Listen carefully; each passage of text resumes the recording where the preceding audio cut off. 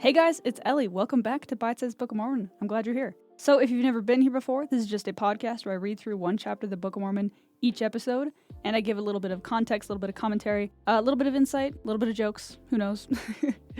It's chill, so stick around.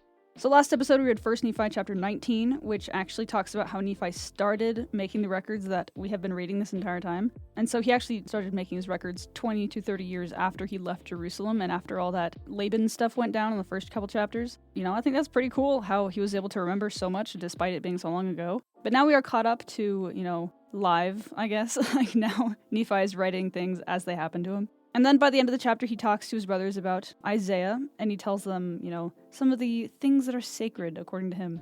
And that is going to lead to 1 Nephi chapter 20, which is actually a quotation from Isaiah. So at the very bottom of the chapter summary, it says, compare Isaiah 48. So yeah, we're just going to read this with the context of this isn't Nephi's words, this is just basically Nephi's favorite scripture. So yeah, without further ado, let's start 1 Nephi chapter 20. Hearken and hear this, O house of Jacob, who are called by the name of Israel, and are come forth out of the waters of Judah, or out of the waters of baptism, who swear by the name of the Lord, and make mention of the God of Israel, yet they swear not in truth nor in righteousness. Nevertheless, they call themselves the holy city, but they do not stay themselves upon the God of Israel, who is the Lord of hosts. Yea, the Lord of hosts is his name. Behold, I have declared the former things from the beginning, and they went forth out of my mouth, and I showed them. I did show them suddenly.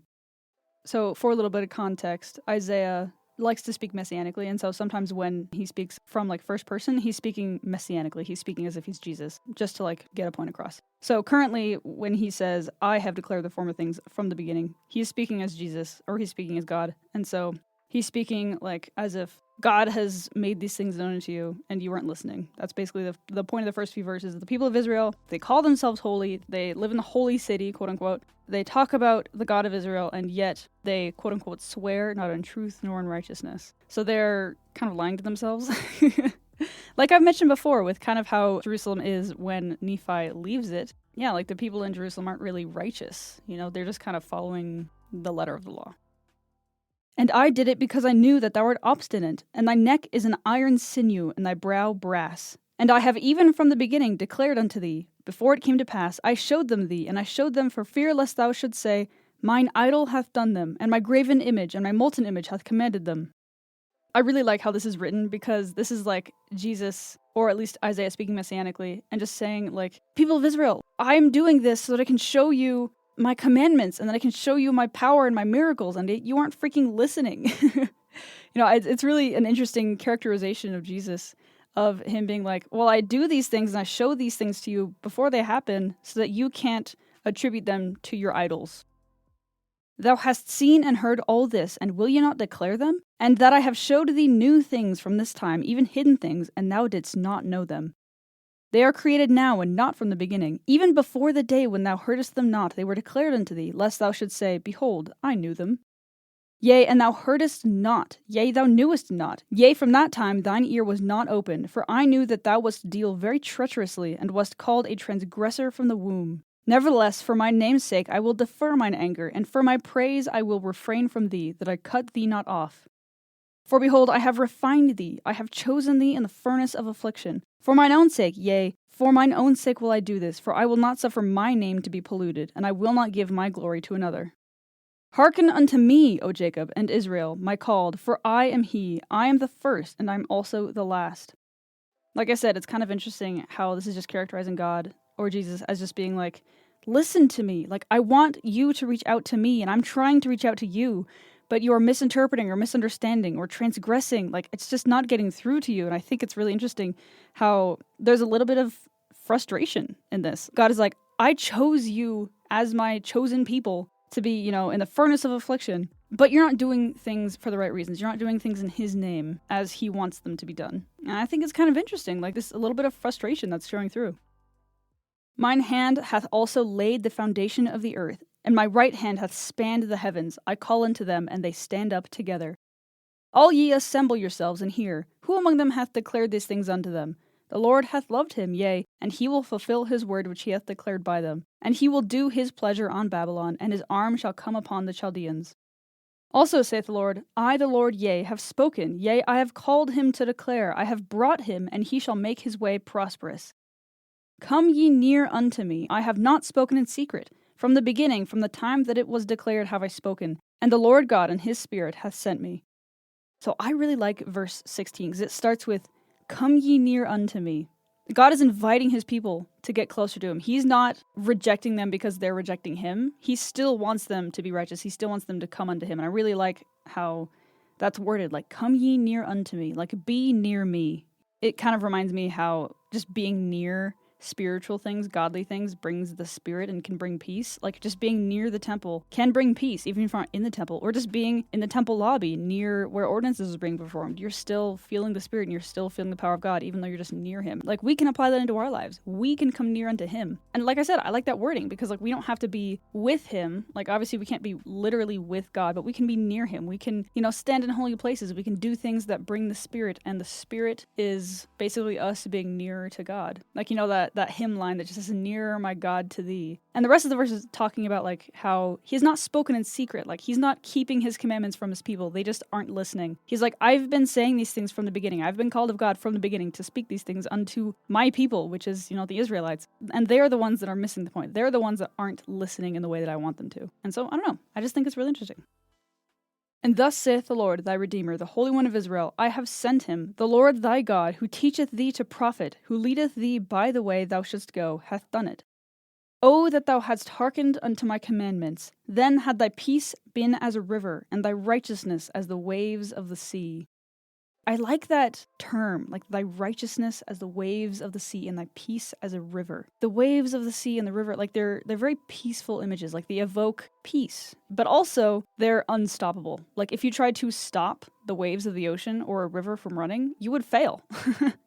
Unless you have like this massive coordinated effort like the Hoover Dam or something, but that's beside the point. And so I just really like that imagery of like our peace is as a river. It is both like peaceful and calming and quiet, but also unstoppable and powerful. Like our peace is powerful. And we don't really think of peace as powerful very often, but it can be very powerful. And also, like, thy righteousness as the waves of the sea. Like, that image evokes, to me, inevitability. If you're on a beach, the next wave will always come. There will always be waves. Even if they're small waves, they're still there. And so, like I already mentioned, it has, like, the force of nature kind of connotation, but I also like the connotation where, like, it's inevitable. Like, your righteousness just kind of is, It just is always there. It's a fact of nature. I do want to strive to have faith or righteousness as the waves of the sea. That's something cool to strive for, I think. Thy seed also had been as the sand, the offspring of thy bowels like the gravel thereof. His name should not have been cut off, nor destroyed from before me. Go ye forth of Babylon, flee ye from the Chaldeans. With the voice of singing declare ye, tell this, utter to the end of the earth, say ye, the Lord hath redeemed his servant Jacob. And they thirsted not, he led them through the deserts. He caused the waters to flow out of the rock for them, and he clave the rock also, and the waters gushed out. And notwithstanding he hath done all this, and greater also, there is no peace, saith the Lord, unto the wicked. That was a really punchy chapter. Like, it was short, it was only 22 verses, but like, dang. I really, really do like Isaiah's wording. And although I don't have a full understanding of it, I really do like the way he words things and like how thought-provoking his imagery is sometimes, like I already mentioned with the waves of the sea. And in verse 21, it says, he led them through the deserts and they thirsted not. And, he caused the water to flow to the rock, all that good stuff. You could ask the question, how am I led through my personal desert by him? Like, the Israelites were literally led out of the desert because, it's in the Bible. But how can we apply that to ourselves? How am I led through my desert by God? Or how can I better be led through my desert by asking him for help or, reaching out to others or whatever? So I just want you to think about that a little bit. Like, how do I see God's hand in my life? How is he leading me through the desert or through the difficult parts of my life or all that good stuff? So, yeah, something to think about. But yeah, like I already mentioned, I kind of really do like this general kind of almost frustration that is expressed in this chapter, because Jesus is like, Isaiah is speaking messianically, so does Jesus that he's speaking through. Jesus is like, guys, I'm doing all of this to show you who I am, and I'm doing all of this to give unto you my commandments. Like, I'm not hidden. I just need you to come to me. I cannot force you to be righteous, but I want you to be. Like, I chose you in the furnace of affliction to be my people, and you just aren't right now. And And not to say that God or Jesus can really get angry in the way that we get angry, but like I think righteous frustration is a thing. And like Jesus, when he was immortal, he flipped tables at the temple because he was righteously indignant that people were misusing the house of God. And I think there's that same sort of righteous indignance in this chapter where Jesus is like, hey, you are the holy people of God. Why are you besmirching that name, I love that word. Like, why are you almost misusing your status as a holy people to be not holy? Anyways, I think that's pretty interesting. And obviously, it's Isaiah, so I'm not 100% sure that I got the interpretation correct, but I think this chapter is pretty clear. So I'm sure you're very surprised that the standout verse for this chapter is going to be verse 18, which says, "Oh, that thou hadst hearkened to my commandments, then had thy peace been as a river, and thy righteousness as the waves of the sea." And so this verse kind of has the commandment with a blessing consequence format to it. Like it tells you what to do, and then if you do that, peace will be as a river, and thy righteousness shall be as the waves of the sea. And what we have to do is keep his commandments. Literally just says, "Oh, that thou hadst hearkened unto my commandments." Like all we need to do is be obedient, and we have the opportunity to have peace like a river that is as unstoppable and unending, and yet calming. Like I want my peace to be like that. I want it to be powerful, I want it to be unstoppable, I want it to be abiding, but I also don't want it to be stressful. And I think a flowing river, even though it is unstoppable, I think it's very peaceful. I mean, personally love nature, so that's probably why. I've already talked about this a bit, but like thy righteousness as the waves of the sea. Like I like that imagery of unstoppable and inevitable and powerful and just like a fact of nature. Like I've already mentioned this, but like I really like it and how powerful it is. And righteousness, some might see it as like subjecting yourself to God and like, being a doormat for God. But really righteousness is a word of action. It's a word of power. It's like a very powerful attribute that we can have is righteousness.